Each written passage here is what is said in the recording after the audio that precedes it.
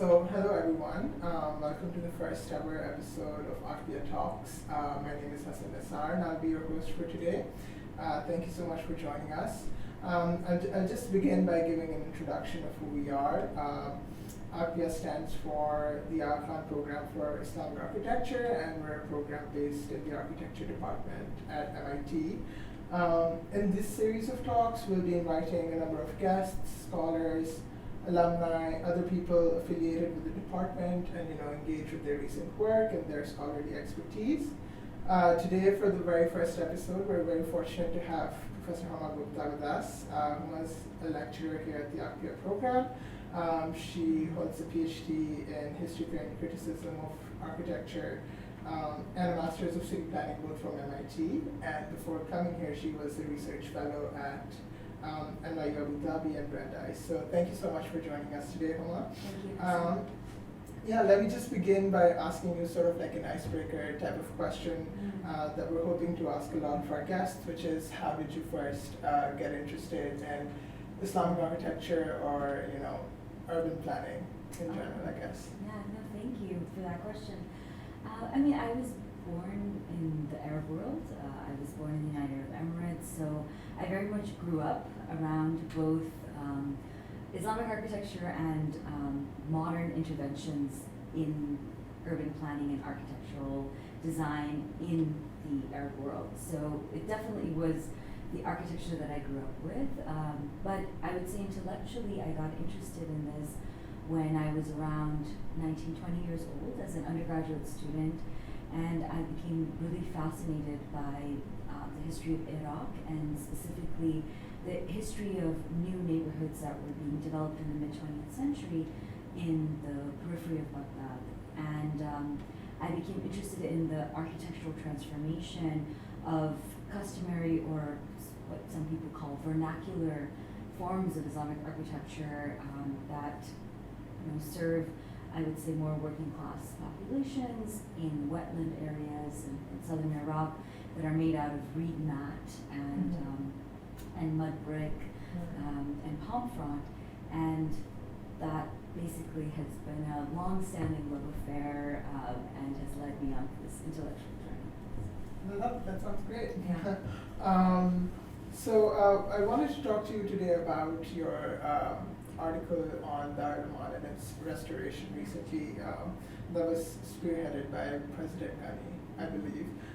So just to begin the conversation, could you just tell us a little bit about this palace, which is on the outskirts of Kabul, and how did you initially come to this? Sure. Area?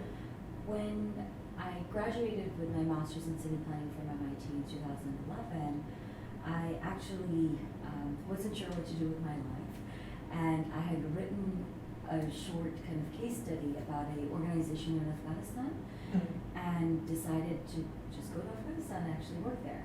So in the first month I was in Kabul, my work took me all over Afghanistan, but specifically when I was in Kabul, friends of mine took me to this ruin, this abandoned palace ruin on the outskirts of Kabul, and I was just immediately taken by this building. I mean, it looked like something out of, late 19th, early 20th century Germany or France, and it was an incredible place. It was on an elevated site. There were security guards all around, because what later I found out is that this site also was very strategic from a military perspective. So we somehow convinced the security guards to let us in, and when I walked into this abandoned ruin, I was overwhelmed by, first of all, just the stunning nature of its interiors, but also the ways in which people who have inhabited this palace, whether they are, displaced nomadic groups or refugees or fighters, whoever, had actually inscribed on the walls poetry and images. And so for me, this palace became just this incredible place from which to investigate questions of nostalgia, questions of the co-production of space, and the inscription of collective memory onto an object that later on would become very central to the national memory or national constructed memory of Afghanistan. Right. That's fascinating, and I mean, the idea, I think, of what an Islamic city is already like so fraught and controversial of what it's supposed to be or what it's how it's presented in scholarship. Yeah. And in the current situation that we're living in today, with the Taliban takeover of Afghanistan, how then do you think, how does it affect questions of cultural preservation? Because I feel like it's almost cyclical at this point where, this happens where there's a regime change or what have you in Afghanistan, and cultural preservation is something that always comes up in this idea of heritage preservation. So I was wondering if you could speak a little bit about that in the current moment that we're in. Yeah, I think in order for me to speak to the current moment, I may have to provide some historical context Sure, of for course, please. this place. So, I mean, the fascinating thing about Darul Aman Palace was that it was designed soon after the promulgation of the first constitution in Afghanistan, which happened under Amanullah Khan. And when this first constitution was promulgated, Amanullah decided, well, if we're going to have a parliamentary body, it's still a monarchic system, but a parliamentary body, you actually need a physical structure to hold the body politic that is going to represent the interests of the people of Afghanistan, supposedly. And so him and his wife, Queen Soraya, had been on all of these historic tours and were seeking inspiration from the architecture they were encountering in Germany and France and the UK, etc.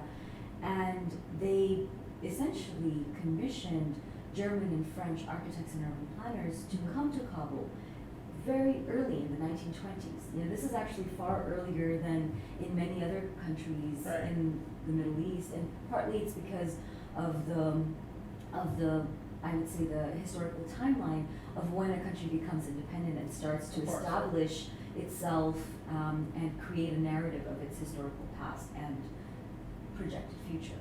So the creation of Darul Aman Palace was very much part of a historical rupture from earlier models of urbanism and architectural development that Kabul had seen in the 14th, 15th, 16th century onwards, right?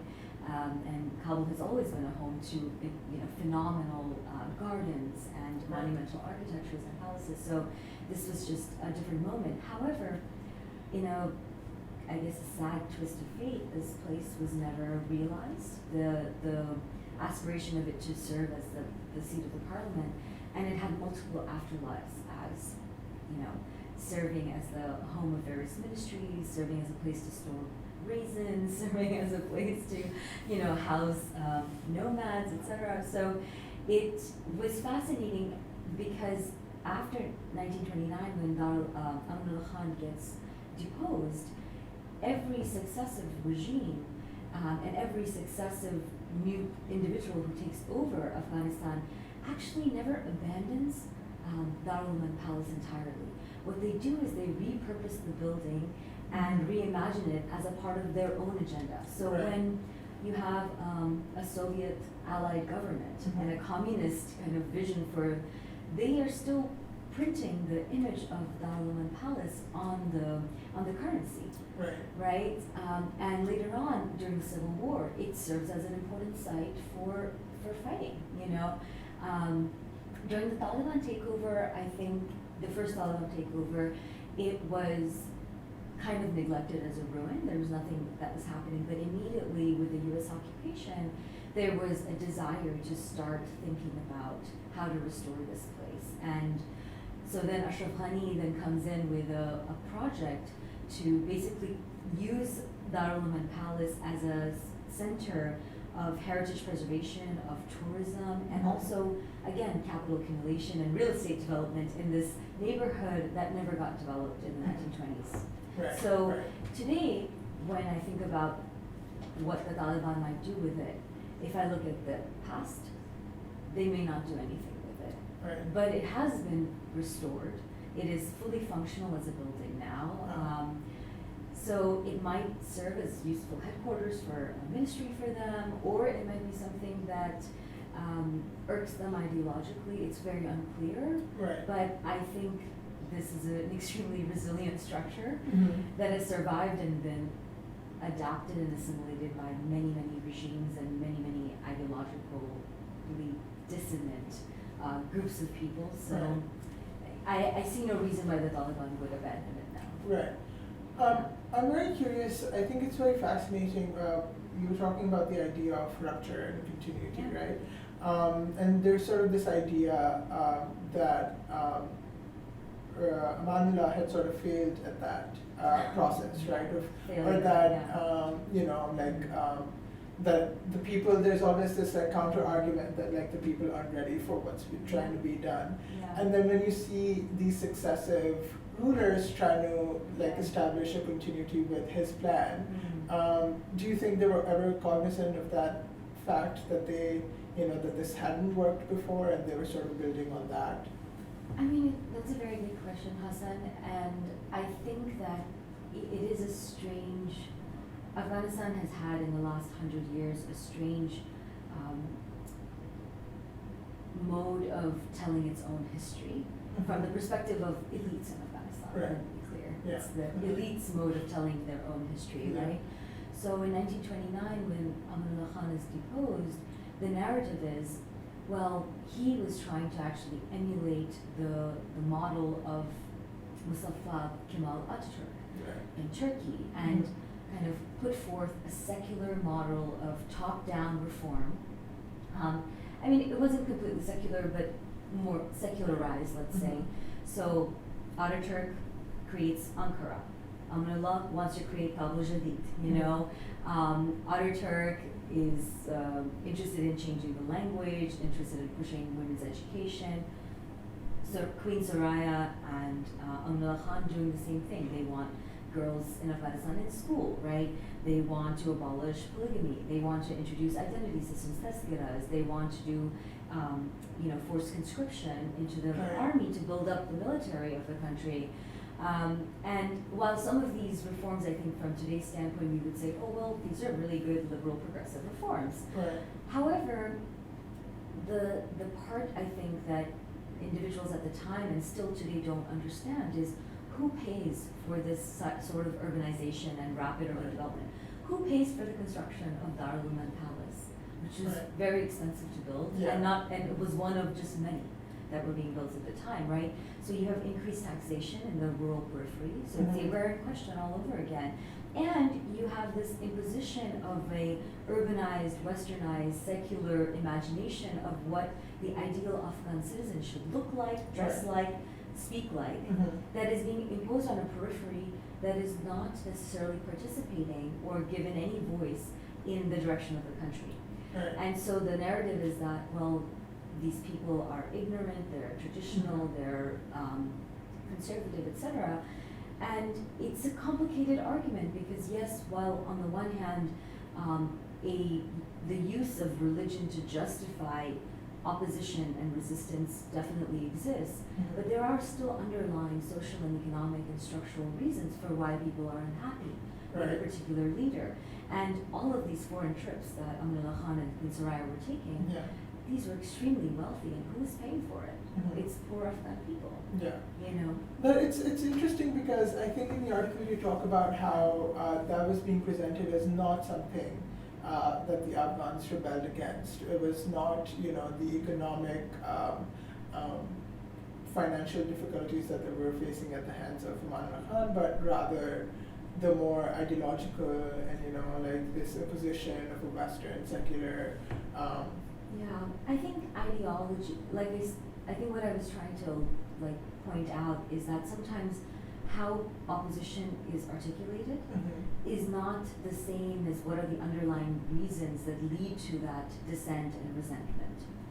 So just because the ideological or the religious critique is being made doesn't mean that what is actually being critiqued is an imbalance of power, imbalance of urban versus rural development, imbalance of basically who gets to have a voice and who's represented, by this elite Pashtun leader.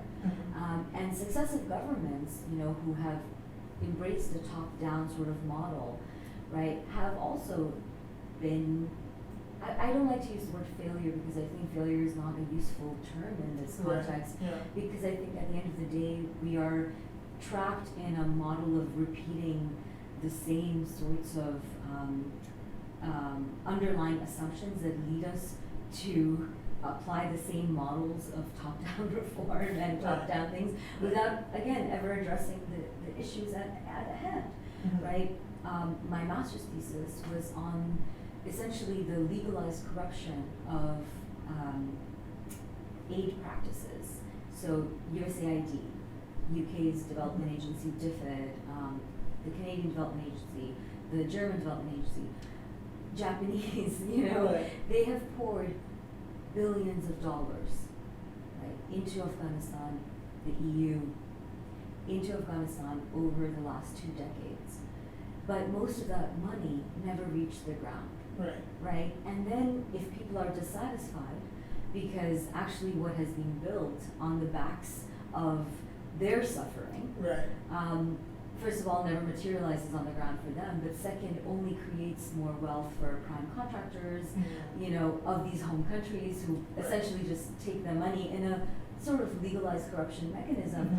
And so if that leads to dissatisfaction and ultimately a support for an opposition group that might be horrifying and might have a history of horrifying oppressive treatment, again, we have to pay attention that there are structural underlying reasons for people's discontent. Of course, And so I think that's the tension at play, and I think we're going to keep repeating the cycle. And where heritage preservation comes into it is that even after the Taliban takeover from the heritage preservation international community, let's say, from UNESCO, the first question or the first mode of concern was not, how many people are going to die?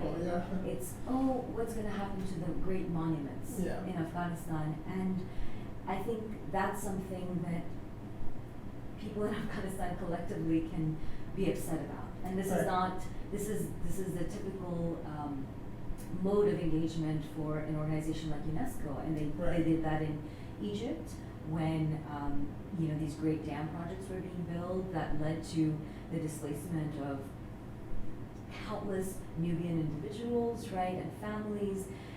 But the point of concern was never the people. It was always what is going to happen to these monuments. And so when we see moments of monument destruction anywhere, in the Islamic world today, it's not merely because there's some ideological, contention happening. It's also, this is what the international community cares about. And by destroying these things, people are able to garner attention. Coming back to the idea of Maulana Khan hiring all these German architects and urban planners for the design of the Darul Aman, Alice, I was wondering if you could speak a little bit about that, whether that is also in itself a very political decision to look at prototypes outside of Afghanistan for this new capital. Again, another very good question. So for Maulana Khan, I think this moment in 1919, 1920 when he takes over, so prior to this, Afghanistan was under British suzerainty, right? It wasn't considered an independent state. And so when he takes over, the British try to convince him that, hey, you can have your independence, so to speak, but let us manage your foreign affairs. And let us manage your diplomatic, relationships. Do not establish your own embassies, for instance, and diplomatic missions. And he, of course, pushes back on this and says, no, absolutely not. We are an independent country. We will have our own independent treaties and economic and political relationships. So immediately starts sending envoys to the Soviet or to Russia, Soviet Union. So he immediately starts sending envoys to the Soviet Union, to France, to Germany, and like I said, him and Queen Soraya start going on these foreign missions and meeting with dignitaries and leaders from around the world.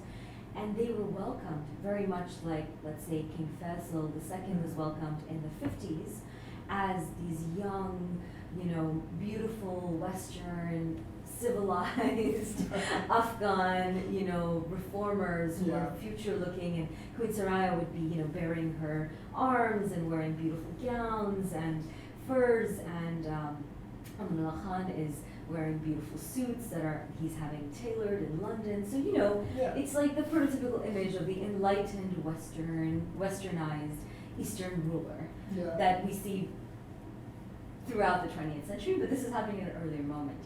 And in those meetings, when he was in Germany, Germany was actually at the forefront of developing a lot of, Germany and England, I would say both, at the forefront of developing urban planning as a discipline and as a field, and kind of institutionalizing it within the curricula of the universities. So at the Technical University of Charlottenburg, there was a number of German faculty who were, like Joseph Briggs, Richard Baumeister, some of whom were influenced by people like Camilo Sitte, who was Austrian, who were developing new ideas about how to plan cities. And this university actually gave Amanullah Khan an honorary doctorate. So in my article, I joke that instead of the philosopher king, he was the engineer king. But I think he got an honorary doctorate because he kept hiring all their grads. He was providing employment opportunities. And so he basically talked to the mayor and on one of the mayors on his tour, and he said, okay, you need people to help you design a new city, I'll send you 15 experts, So all these people arrived, and then he worked not only with them, but people like André Godard, who is far more important from the perspective of the Iranian archaeological kind of history. Right. But Godard was working in Kabul at the time, and connected him with various architects and people who could help with some of the architectural elements or design of these individual monuments. But the Germans were the ones who were doing the master planning and using a Cartier method to do that. But I mean, he again wasn't thinking, oh, is this about developing an Afghan national identity where I must employ Afghan architects and planners? Because at the time, even though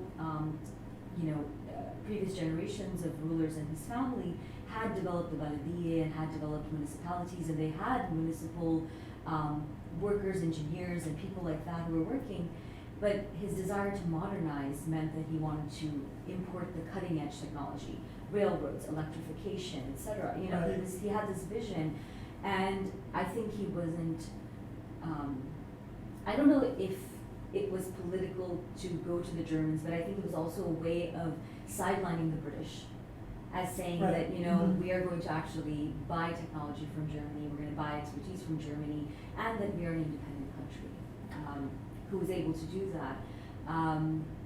But one of the things that I think is important to note is that he also hired Albert Speer, who ended up being the engineer of the Third Reich, or the architect, of the Third Reich, Hitler's architect.